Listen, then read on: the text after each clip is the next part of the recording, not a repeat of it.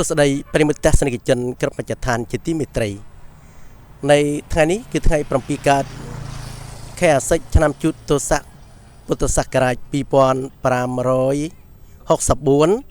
ត្រូវថ្ងៃទី24ខែកញ្ញាគ្រិស្តសករាជ2020បាទនៅពេលនេះក្រុមការងារយើងខ្ញុំបានធ្វើដំណើរមកកាន់វត្តរតនសកលព្រឹមបាទវត្តរតនសកលព្រឹមដែលស្ថិតនៅភូមិព្រឹមគុំជោដៀងស្រុកកំពង់ស្ពានខេត្តត្រវិញអតីតខេត្តព្រះត្រពាំងបាទសូមបញ្ជាក់ផងដែរគឺវត្តរតនសកលព្រឹម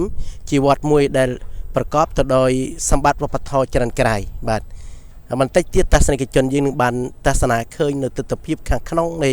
អារាមដ្ឋានគឺថាមានស្រះឈូកមួយដែលនៅក្បែរផ្លូវចូលបាទដែលនៅក្បែរខ្លងទ្វារព្រមទាំងមានសម្បត្តិវប្បធម៌ជាច្រើនដែលជាស្ថាបត្យកម្មដ៏ប្រពៃហើយដូច្នេះសូមអញ្ជើញទស្សនិកជនយើងធ្វើដំណើរចូលកាន់អារាមដ្ឋានជាមួយយើងខ្ញុំបាទ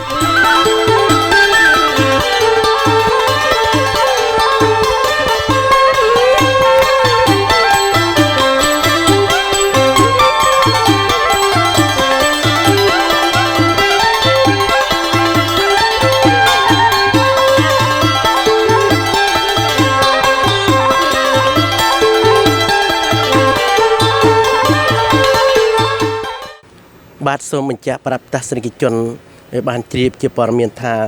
នេះជាស្រះឈូកមួយដែលនៅក្បែរខ្លងទ្វារវត្តរតនសកលព្រឹមបាទស្រះឈូកដែលមានប្រការជាច្រើនរីស្គូស្គីគួយជាទីគយគន់ទស្សនាដែលចាត់ទុកជារមណីយដ្ឋានមួយនិងជាលំអមួយដែលនៅក្បែរខ្លងទ្វារវត្តរតនសកលព្រឹមសូមបញ្ជាក់ផងដែរគឺវត្តរតនសកលព្រឹមបានកសាងឡើងនៅឆ្នាំពុទ្ធសករាជ2516គ្រិស្តសករាជ1972ជាវត្តមួយដែលមានអរិយធម៌និងសម្បត្តិវប្បធម៌យ៉ាងច្រើនបន្តិចទៀតទស្សនិកជនយើងនឹងឃើញនៅ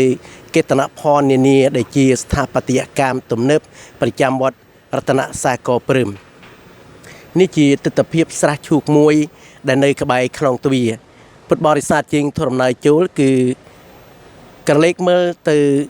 ទិសខាងលិចគឺឃើញស្រះឈូកមួយដ៏សែនមនោរម្យបាទប្រកបទៅដោយពណ៌ចម្រុះជាពិសេសមានប្រការរីកស្គុះស្គាយ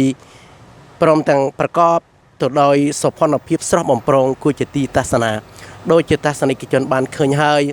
ស្រះឈូកនេះប្រកបទៅដោយទឹកថ្លាឈ្វង់បាទព្រមទាំងមានរុក្ខជាតិនានាដែលដុះនៅក្នុងទឹកជាពិសេសមានប្រការឈូកដេរិកស្គូស្គីគួរជាទីគយគន់និងជាទីទស្សនានិងចាប់អារម្មណ៍បំផុត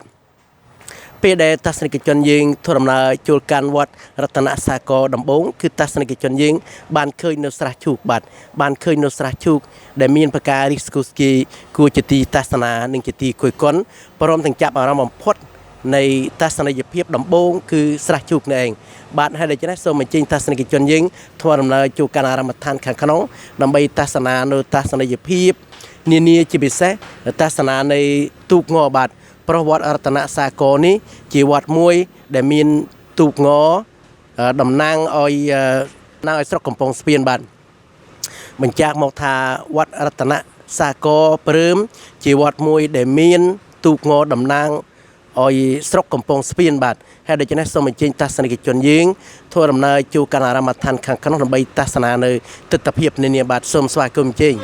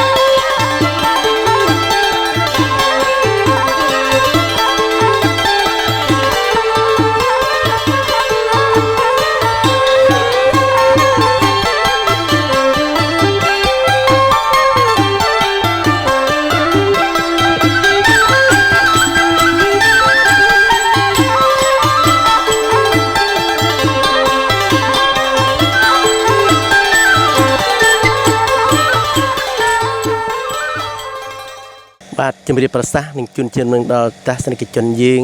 ឲ្យបានជ្រាបថានេះជាទីធ្លានិវត្តរតនសាគរព្រឹមបាទ